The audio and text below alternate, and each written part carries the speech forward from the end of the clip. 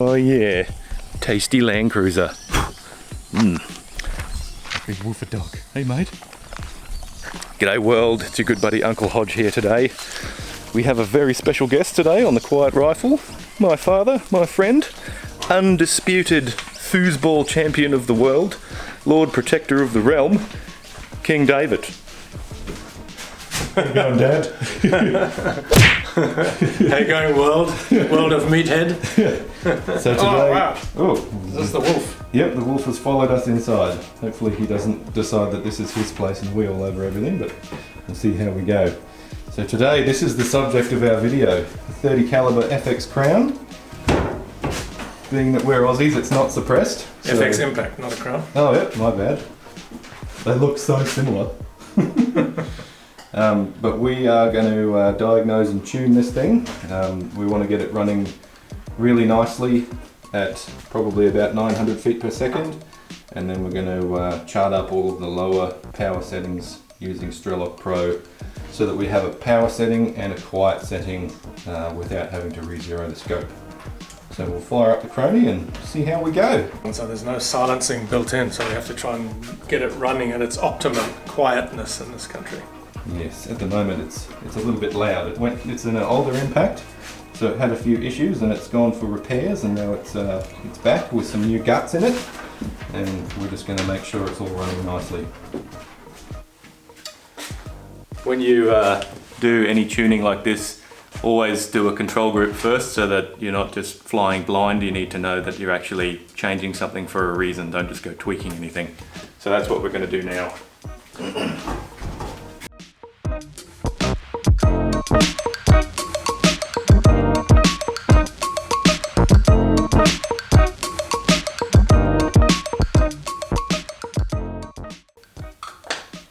So basically what happened there, we turned the hammer wheel to max setting, and we're getting results that are slower than what we're getting on hammer spring setting 4, which means 4, 5, and A and B and max are all completely useless settings, and they're loud and inefficient, and we don't want that. Alright, so plan of attack as we see it.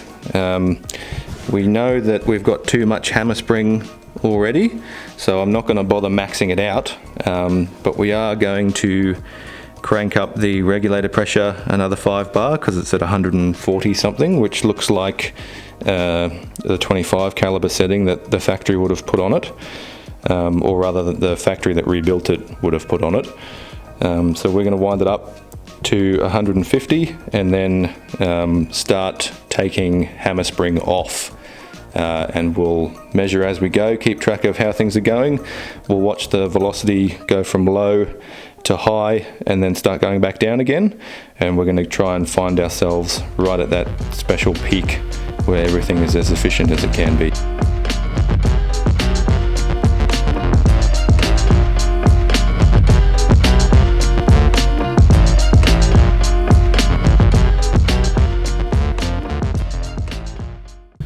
Alright, so we just cranked the pressure up to 150 and fired off a couple of groups, and the results were pretty good.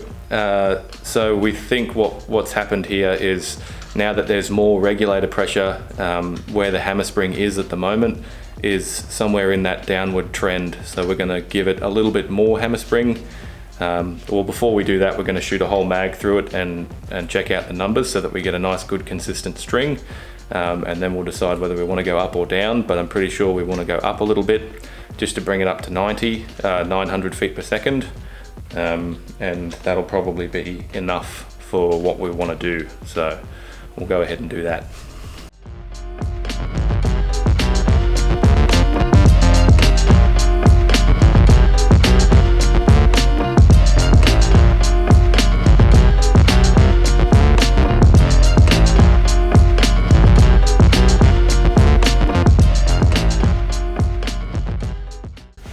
Alright, so we've shot our control group, and these are our results here. They're very good. Extreme spread of 9, standard deviation of 2.47 feet per second, which is ridiculously good. The only thing that we want to do is maybe pull just a little bit more velocity out of it. This is a 30 caliber impact. I don't know if we've mentioned that yet, but we want to really drive the power a little bit for that maximum power setting. So we'll try and squeeze as close to 900 feet per second as we can out of this 150 bar regulator, and then we should be right. So hopefully we'll get it without overpowering the hammer spring and falling back into that gross up down crazy unusable, I suppose, inconsistent area on the graph. So yeah, we'll wind it up a little bit and hopefully it'll stay nice and consistent, and then we'll see how we go from there.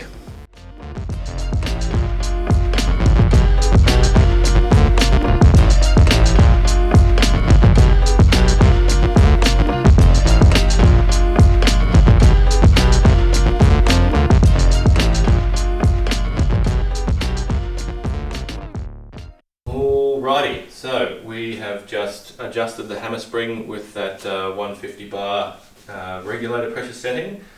This impact is one of the older ones, so we're just going to leave that regulator setting alone. We don't want to go any higher than that, just for apparently that's where the limit is for these regulators, so we'll leave that alone. And we wound the hammer spring, turned it up a little bit, and we got a louder sounding round that was going slower.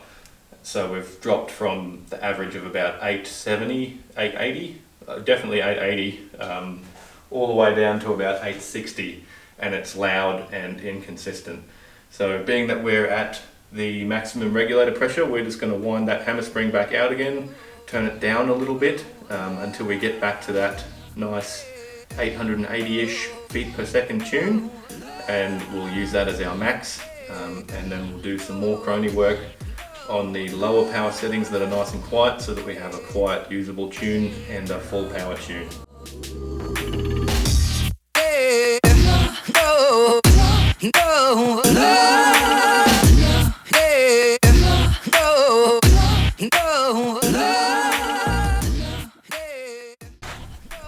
So we, in that previous string, we shot eight times over the crony, so we know that we just need to do 8 turns of the screw back out again. So that's what I've done. We're going to double check our work, and hopefully that'll be it.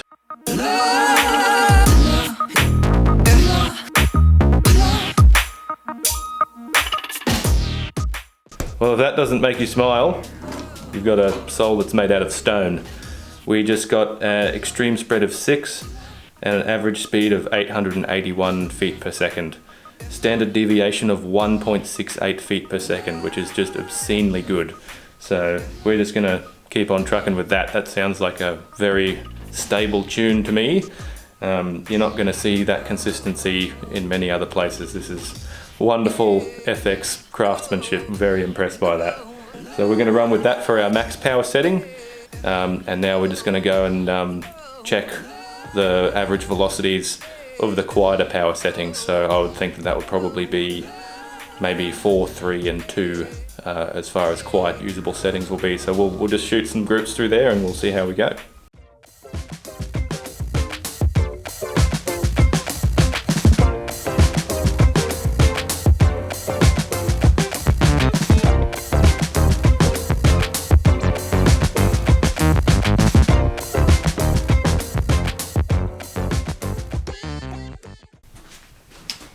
One thing to remember about tuning a 30 cal is it makes a whole lot more damage on target than the 25 did. When I tuned my crown, I shot quite a few rounds into this sandbag and it made a hole probably 3 fingers. This thing is like the size of my fist on both sides, and we got quite a bit of damage coming through onto my backboard, and we even had a few ricochets. So there is an added, when you've got more power, you need more backstop. So keep that in mind if you're going to plan to tune a 30 caliber impact or crown. So we did testing on the lower power wheel settings. and we came up with these results here. Max power was 881. Then we dialed it right back to 3, just to make it quite a bit quieter. We ended up with 834, and then down to power 2, 759. Minimum power was 675, but we found that those lower power levels, minimum power and power level 2, were just a little tiny bit too low. So we decided to split the difference between 2 and 3, and we got 785 feet per second on power level C, which is halfway between 2 and 3. So we're going to go out into the real world now, do some accuracy testing, zero up, and see how it sounds in the great outdoors. How much did you pay for your compressor? Well, they're really cheap now, but I think I paid about 600. Yeah. That's what they were at the time. But now everyone's got them and everyone's importing them. Yeah, the cheapest I've seen them in Aussie dollars. I saw one on eBay for $287 with free postage. Yeah, yeah, I've seen some of them at 200 as well. It's one thing to consider if you are thinking of going for a heavy caliber. The 30 does chew the air like you wouldn't believe. We're banging away on the Crony and you start seeing weird results and you're like, what's going on here? And you've only shot 40 rounds and you're already off the regulator, so bear that in mind if you're going for a bigger air gun. Definitely get one of these or something similar. Don't use a hand pump. That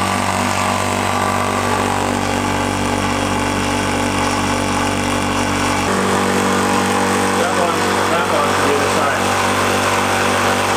Up to 3,000 psi. You've got to make sure the water's coming out, cooling this gauge.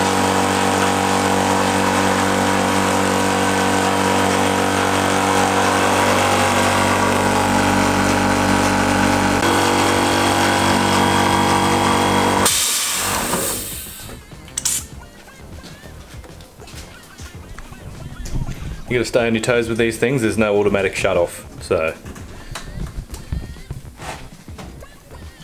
Does your bottle need to be on the rifle to pump it, Shane? Yes.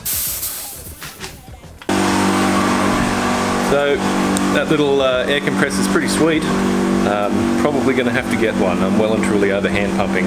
It only takes a couple of minutes to, not even, maybe 2 minutes if that, to fill up the 500cc bottle on the crowns and impacts. Look at this. Bloody range is always busy on the weekend, isn't it? All right. Clearing out the riffraff. Here we are at the range. We've got a target set up at 20 meters there, some steel down there at 50 and 60, but we're just going to zero this new tune in on the quiet setting number C on the hammer spring wheel, and see how it goes at 20 meters, and then see how it sounds out in the real world. What a glorious sight. Some high quality gear.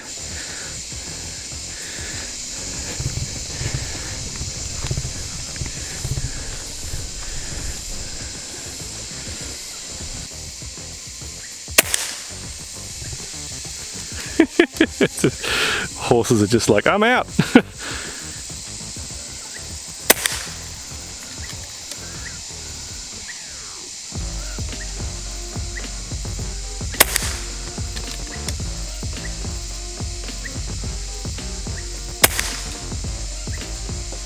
So that's not too bad. It's not like super duper loud. It is a little bit snappy. Shall we go down and have a look? Even from a long way away, it's very obvious where those 30 cals are going. It's 4 rounds. 4 rounds in 3 holes, all touching each other. A little bit of vertical stringing, but I think once we get moving and get used to our rest and everything, we can probably tidy that up a little bit. Right, so we're in a pretty good spot for what we want to do right now. We're just going to walk it back out 10 meters at a time, and then we're going to record the elevation change so that we've got a usable chart.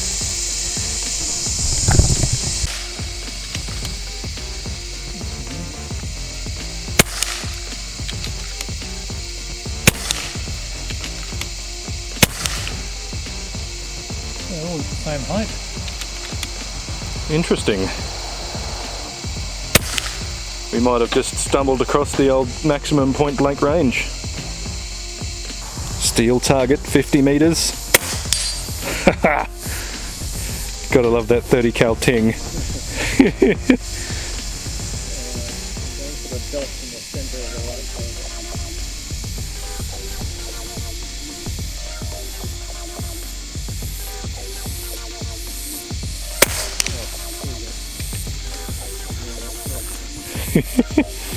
We can edit that out.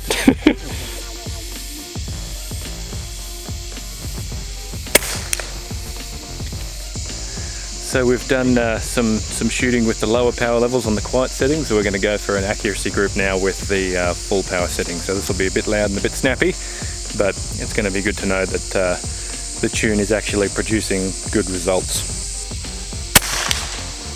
Oh, ow. 10 times as loud and it puffed all over my hands. Really? Yeah, and it went up about 4 inches. About 100 mil, 11 o'clock. Yeah, that's why I stuck that target on the bottom, so that we'd have a little bit of wiggle room on the paper to actually see where it lands. Straight in the same hole.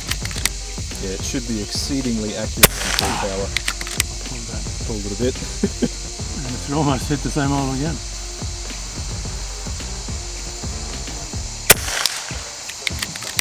Jesus, loud, eh? Yeah.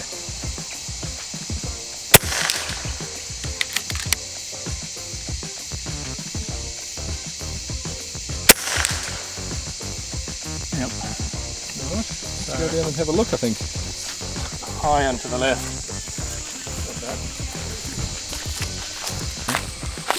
That's where I'm aiming. And that was the one that I pulled off without aiming. So we've got under an inch, I'd say under an inch at 50 meters there. Pretty good. But she's a way off. Yeah. But I suppose we really only want to change zero if we're going to be changing zero with the quiet tune. So Yeah. yes. Nice. So that was the last one that I was shooting at, that little. These two are the last two adjusted shots. Yep. So just walking it on. Walking it from there in. Yep. Happy days. Alright, so we've pretty much run out of ammo, but that's fine. We've done everything that we needed to do today. We got a really nice tune going on. The gun's performing really well. We're a little bit out of practice because they're doing a lot of archery ever since he got back from overseas, but that's fine. We'll now that the gun is quieter and more usable at the for his property, get a bit more practice in that way. So there you have it. Tuning a 30 caliber FX Crown. In fact, sorry, I keep saying that wrong. We're running, what are we running? Boss 46.30 grains. Yeah, wonderful stuff. The gun itself is running an Optizan 6-24 first focal plane mil. Standard carbon fibre bottle, Atlas bipod, Hogue overmold grip, and this nice little timber accent on the stock. This is made by Alex Wicks in the United States, and he puts the Picatinny on so you can run a sling on it, otherwise it comes without anything to run a sling on. Yeah, it looks like you could stack a little monopod on that Picatinny rail too if you wanted for bench rest goodness. No gigantic side shot magazines at the moment, but perhaps we'll see that in the future. Wonderful day on the range.